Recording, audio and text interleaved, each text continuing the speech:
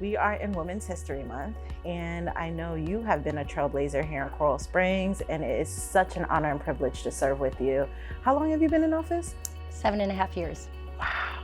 I wanted to know, who is a trailblazer that you admire? Oh my gosh, there's so many. I mean, it definitely started with my dad, not being a female, but that's where the strength started from. And then there were so many influential leaders that I respected and admired. Margaret Thatcher, if you want to take somebody internationally. Carrie Berman recently, who gave me a tour of the museum as a docent, changed my world just with her perspective of the art. I still admire people who are not afraid to make a difference or make a change. What about you? Who's influenced you? The first person that comes to mind is my grandma. Is that the one that's for you in? Yes.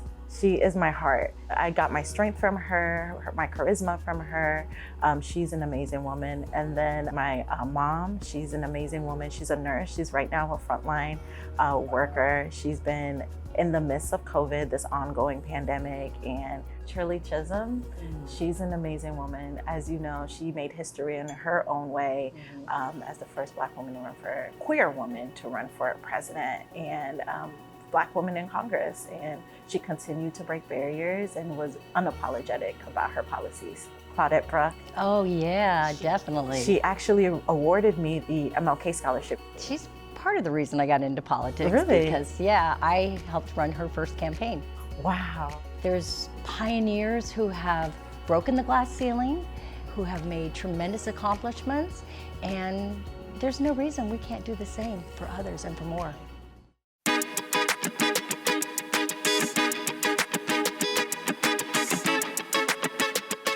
So along the lines of Women's History Month, what does that mean to you? Women's History Month means that we stand on the shoulders of individuals who had to go through things that we didn't have to go through, right? But there's still so much that we have to do. And this month actually highlights still the inequalities that we experience as women.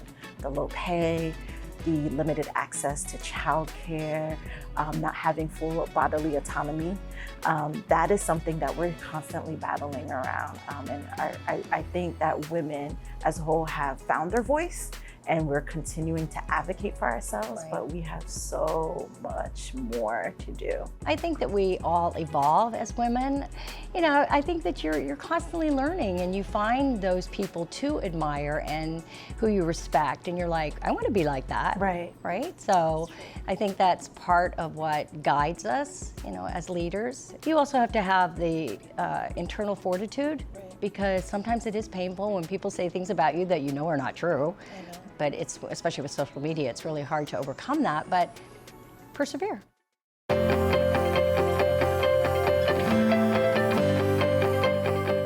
What's a future you see for young women? I always believe that there's opportunity, but it has to come from within. You have to want it. Nobody can make you want something. Because if you want it and you make the effort to go after it, the opportunities are endless.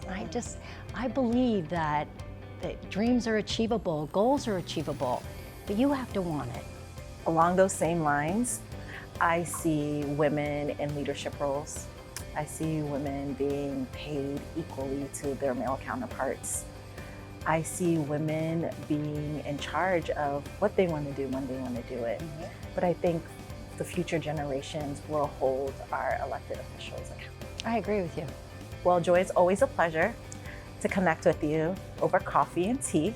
I hope we can do this again, but again, so honored to serve with you. I look forward to working with you. Love being your friend. Okay.